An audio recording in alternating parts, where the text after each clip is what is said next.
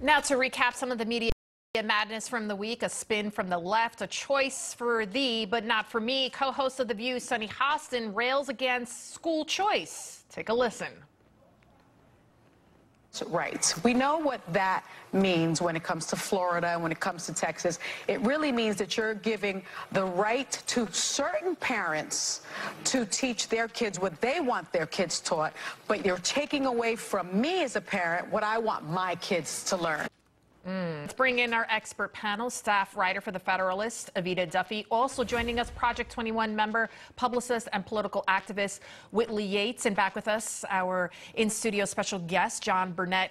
Evita, let me start off with you. Hostin then went on to admit that she and her kids went to private school. So clearly she had a choice. So why shouldn't parents nationwide also have that right?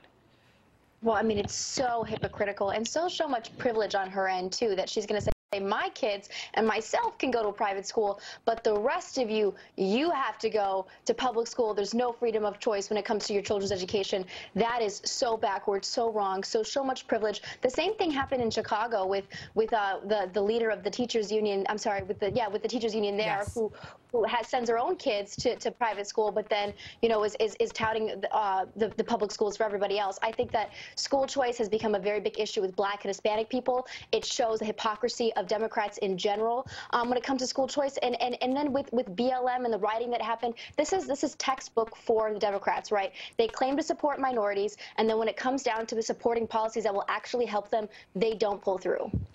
So, Whitley, I also want to mention about Ana Navarro. She's also a host of The View. She was lamenting about all the migrants, all the illegal aliens here in New York City, and that we should spread them around. Meanwhile, when Texas was making, they were out, there was an outcry there saying we can't handle all of this. They were laughing about it. So, I mean, the hypocrisy, their hypocrisy knows no bounds. And the reason I bring up The View is because they are the stereotypical liberal woman that is destroying this country. I think it's really sad when you hear things that Sunny says when she says that, students shouldn't have access to education, but her children had access to education and she had access to education. And I think when we talk about inclusion and being inclusionary of school choice or of immigrants, and that's what they claim to stand for, but then when the execution of that happens, it is melee and there is nothing that they can do about it. The truth is that we need to be focused on our citizens that we have here right now, and the sanctuary cities that have welcomed and opened their borders and doors of their states are now reaping the consequences, and it's really the residents that are feeling the hurt. And of course, they continue to blame Donald Trump. I mean, Mayor Adams, that's literally what he said, Trump Republicans. And I want you to take a listen to the fake news and how they compared former President Trump to a notorious serial killer. Take a listen.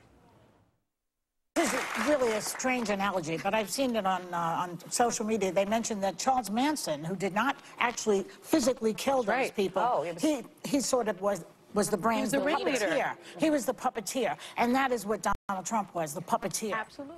Oh my God. John Burnett, your reaction. Many of these Black and white liberals who have a stranglehold on urban cities pass laws that undermine the wherewithal, the power to exceed. We see that in education, we see that in jobs, we see that in community investment. They destroy urban cities. And, Sunny really gets on my nerves because school choice, the way I view it, is the Underground Railroad to provide Black and brown students an opportunity to get a good education. Why? Because Democrats have destroyed education in many of our urban cities. So that is the way that they can get educational freedom until we can loose Black and brown children from the plantation of public school systems. And Whitley, you're an African-American woman, obviously a beautiful one at that. Am I allowed to say that? And I love the way you dress. I love that outfit on the top there. And show me your nails real quick. Because I know you got your nails, girl. There you go. Okay. What do you think when you hear the Democrats talking about gun violence, and meanwhile, and their radical leftist policies, they're hurting the Black and brown community the most because of their policies? People don't realize that the majority of gun victims are people from the inner city. They're people of color.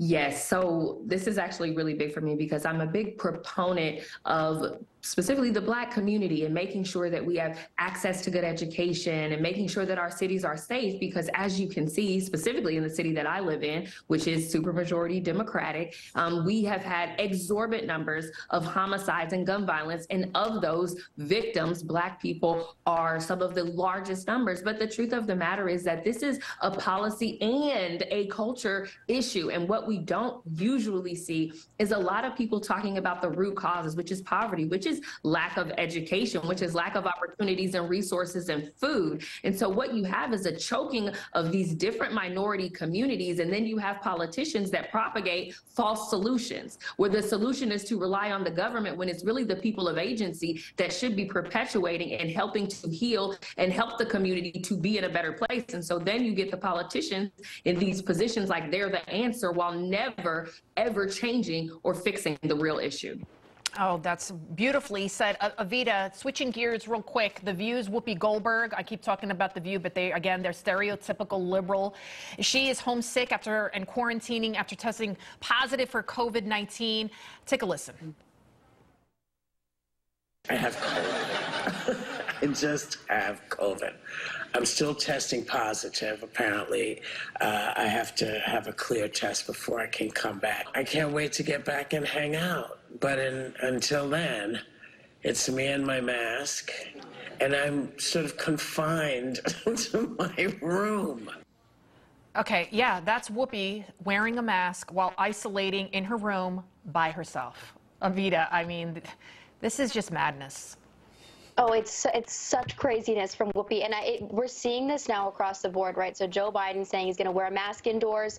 You have, children in blue cities getting handed out N95s. Some health officials are saying we now need to mask up again. They're bringing back COVID. Ironically, right before, as we're heading into this 2024 election cycle, which we know that they used COVID to change a lot of election rules, to do mass mail-in balloting. I think this is very purposeful. I think this is very thoughtful on the part of the Democratic Party to say we're going to make COVID a big deal again right before the election, and I'm just not buying it. I think the rest of the American people aren't buying it either. Why are you wearing a mask inside by yourself? It's silliness. It's silly. Just stop. And I think the rest of us all can see through that and know the underlying reasons for it. Well, perhaps she has to be protected from her own toxic behavior. I say the new variant will be called, well, they should accurately more call it the "we don't want Trump back in office" virus. Right. Ida Duffy, Whitley Yates, John Burnett, we'll talk to you again real soon.